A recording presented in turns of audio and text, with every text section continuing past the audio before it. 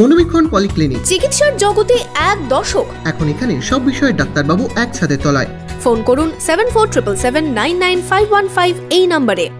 কৃষ্ণনগর লোকসভা কেন্দ্রের তেহট্ট বিধানসভার নারায়ণপুর 1 নম্বর গ্রাম পঞ্চায়েতের 17 এবং 19 নম্বর বুথে সিপিএম এজেন্টকে মেরে মাথা ফাটিয়ে দেওয়ার অভিযোগ উঠল তৃণমূলের বিরুদ্ধে।